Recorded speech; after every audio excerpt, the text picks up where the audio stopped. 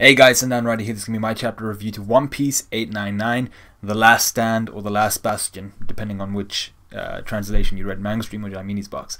Now, I'm in two minds about this chapter. I think by the end of it, I really didn't like this chapter. I mean, the ending was cool, but I felt a lot of it was underwhelming, especially off the back of last chapter where we were ready to see some really crazy shit go down this chapter. I mean, like, I'm not sure if it was just me when my I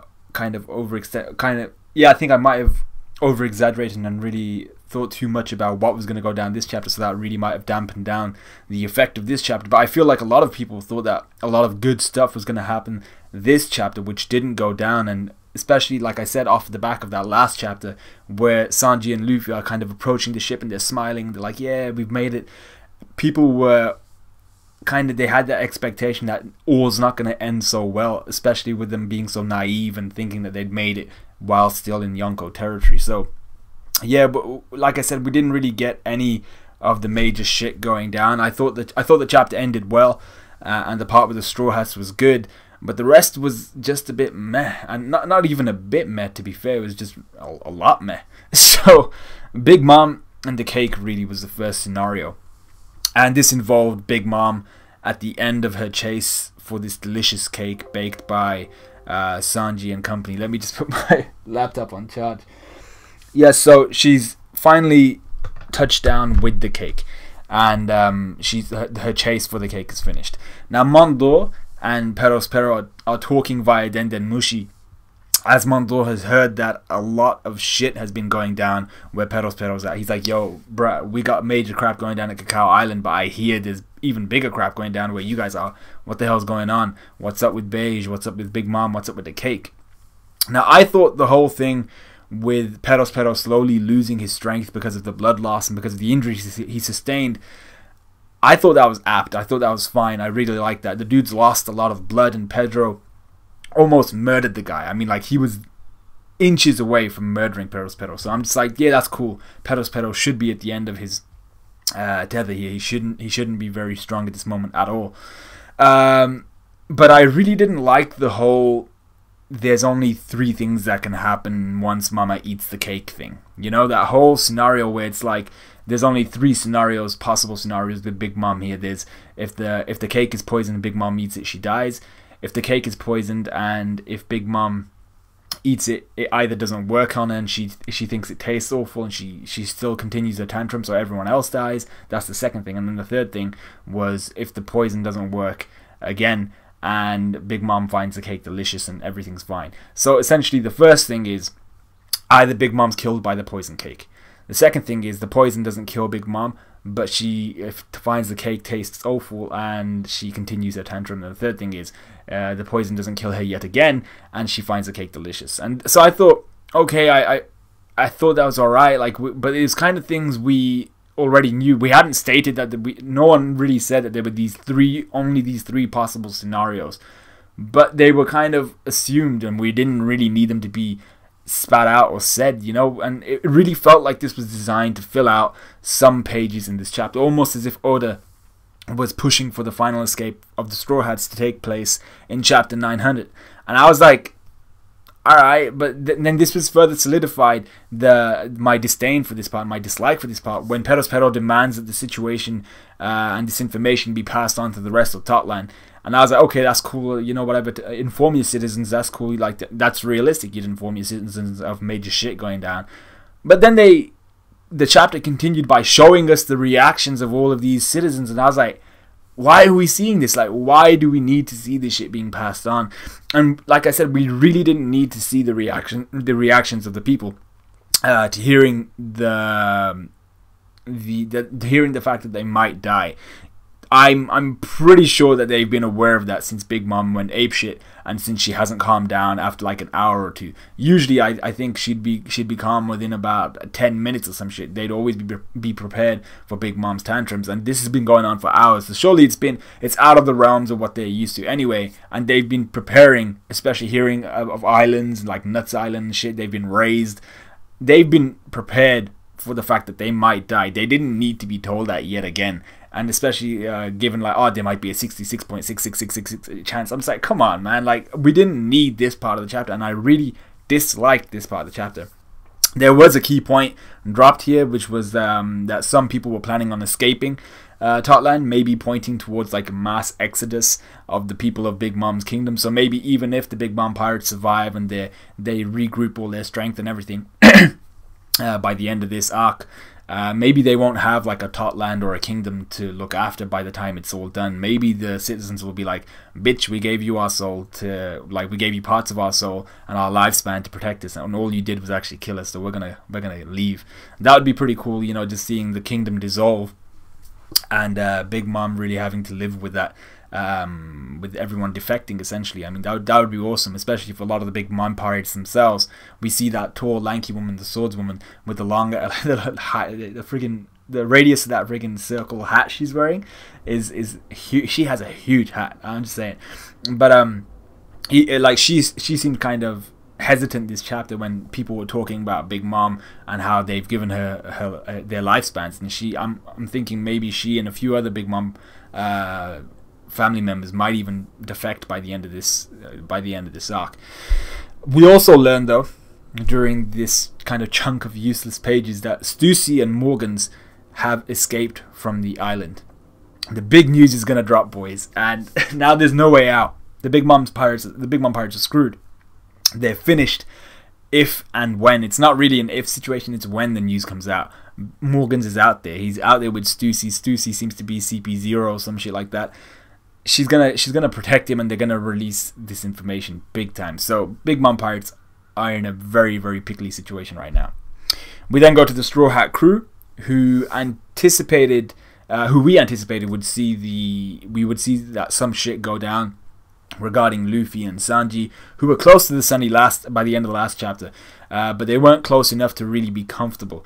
And I fully anticipated last chapter that Sanji would get hurt or forced to engage in a fight where he'd have to guard Luffy or something. But I even thought he'd be in a very difficult situation where he'd have to go all out and really earn that kind of title of, you know, this being the year of Sanji.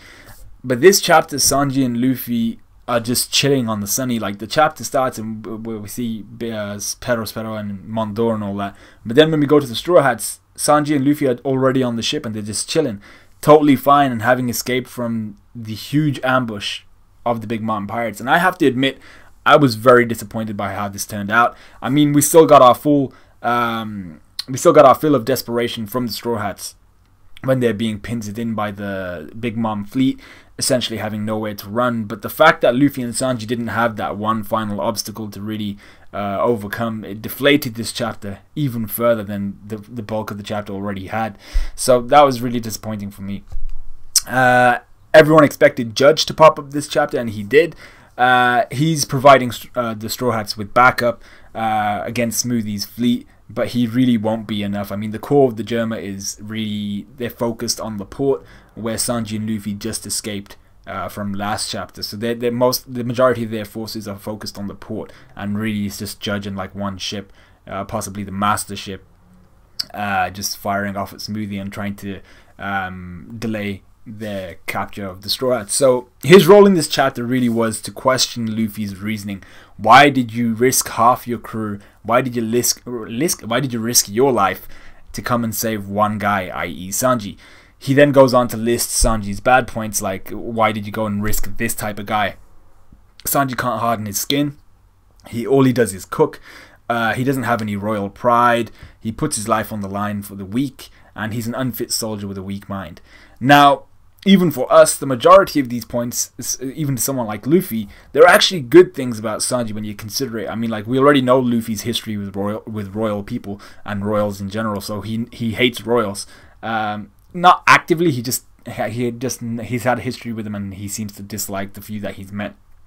So the fact that Sanji doesn't have any royal pride, that's a good thing. Luffy loves to eat, so the fact that Sanji cooks, good thing. And he often puts his life on the line for the weak. So does Luffy, so that's a good thing. But that was all well and good, but I didn't think that we needed this part of the chapter either. I know, like, some of you might disagree with this, but we didn't need this part of the chapter unless Luffy was actually going to answer the question, you know. And I felt like he was trying to be comical, like with Luffy being like, oh, he only mentioned your good points, and Sanji's like, nah, he wasn't, bro. And I was like, that's cool, but come on, be serious in this situation, man. I mean, like, you guys are almost you're in a very, very precarious situation, and you're joking about shit. I'm like, come on, man. So Luffy really should have answered this question, and I thought this would have been a good time for Luffy to give an honest reason of why he values Sanji so much, not just for Sanji to hear, but it would also make Judge rethink what he's done and what he's been focused on, and how he's really fine-tuned and cyborged, I suppose is the verb. He's really what's the word? He's manipulated his children in such a sense, and he's experimented on them and made them into cyborgs. And this would have been a really good opportunity for him to see that maybe that wasn't the right way to go about it. Maybe Sanji and his connection to Luffy is what he's been missing. But I don't think it would have changed Judge, but just hearing an honest answer from Luffy would have probably given him a new perspective on things, even if it hadn't really changed him. So I think, once again, this was a wasted opportunity, this chapter.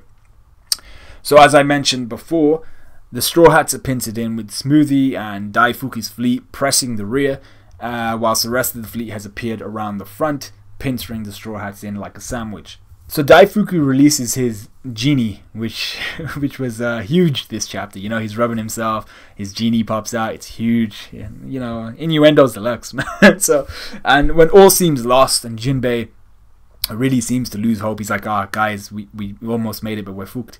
The Sun Pirates make a flashy entrance, and that was awesome to see. I liked that part of this chapter. I enjoyed this part of the chapter, and really the desperation of the Straw Hats and then the Sun Pirates appearing, that was all cushy. I really enjoyed that. And to be fair, we've known for a while that the Sun Pirates would be back, as they're not the kind of crew that would just leave their craft captain in up shit creek basically without a paddle. And they really weren't going to leave Jinbei on his wands, so they've come back, and we've been waiting for that to happen. Now, usually one crew on the Sun Pirates' level, we know that the Sun Pirates ain't particularly strong. I mean, like, they're fishermen and mermen, yeah, but they ain't particularly. They're not the crew that would be able to fight off an entire Yonko fleet in this situation. You know, that they're not that type of crew, and they shouldn't be enough. But there is a key here, that is they're all mermen or fishmen. Hopefully they'll be pulling out a whole bunch of water manipulation techniques, disrupting the organization of the Big Mom fleet, but also taking out some of the notable Devil Fruit users. Now that's the key thing here. I think if it was any other crew, we'd still be up shit creek. But because it's the Sun Pirates, they should be able to use a lot of their fisherman karate or their merman karate, and they should be able to manipulate a lot of the water around, considering they're in the sea. So it's really on their. This is on their. This is all playing out to their advantage. So it should be a good fight, and it should be like a really good conflict between Smoothie and Daifuku's fleets against the Sun Pirates, and them really just providing cover for the Straw Hats.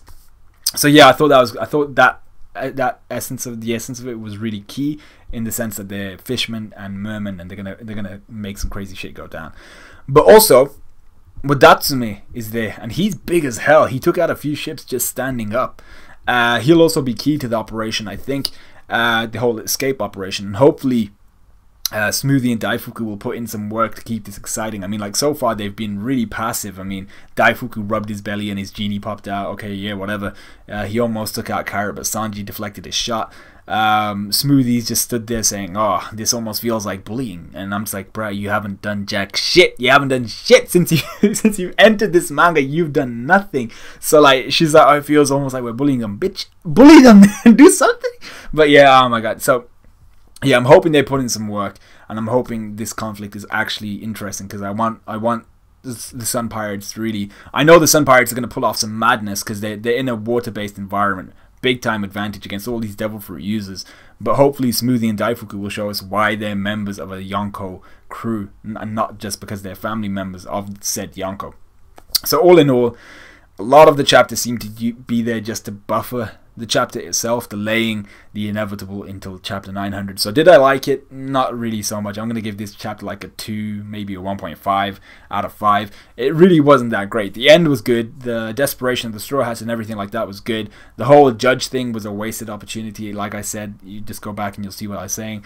And the initial part of the chapter with Peros Pero and Mondor and Big Mom, that was just waste as well. And then seeing the reactions to the people around Totland, I thought, yeah, this isn't something I'm interested in. So yeah, let me know what you guys thought of the chapter. Let me know if I'm crazy, or whether you thought after seeing this review that maybe the chapter wasn't as good as you first thought it was, or maybe you didn't like it initially like me. Yeah, and that's about it. I've got Boku no Hero Academia to do by tomorrow, or actually on the day I'm doing it tomorrow.